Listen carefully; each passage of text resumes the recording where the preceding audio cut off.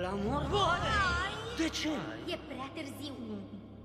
E trecut de miezul nopții, vrăjitoare. Ha! Asta crezi tu, draga mea. A schimbat ora.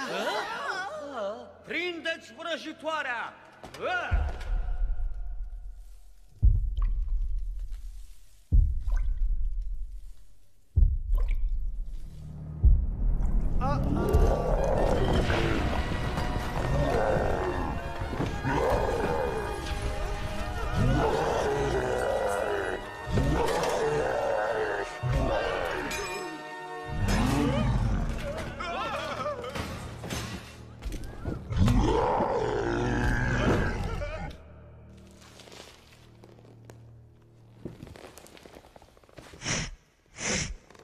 Arde tot ce-zi. Dragi invitați, nu vă fie teamă. De la Morta nu ne poate face niciun rău. Blestemul nu ne poate face rău prea mult timp.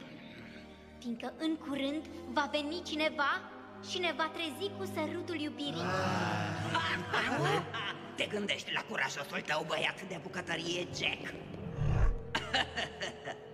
Oh, vai, dar unde e eroul tău, salvatorul tău? S-o fi rătăcit pe drum peste cele 7 dealuri, peste valea înverzită unde căsuța piticilor stă pitită. Cine e Jack? Nu cunosc niciun Jack. Care Jack? Jack nu mai Ding, ding, e. ding, nu suna nimic. Nu prea. Eu n-am văzut pe nimeni. Nu, acum puteți să spuneți adevărul. Gata cu șarada, nu-i așa? Dar ce șaradă?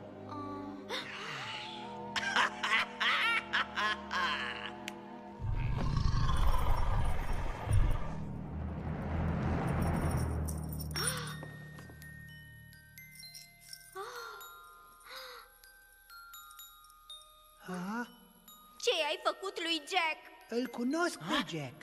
L-am întâlnit în pădure. Mi-a cules un măr. Arde tot, creatură lacomă ce ești. Totul e sub control aici. Zboară înapoi la bârlogul nostru și ai grijă de prizonier.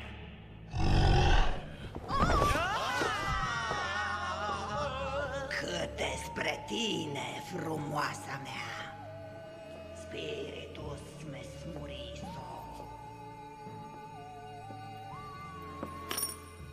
Trebuie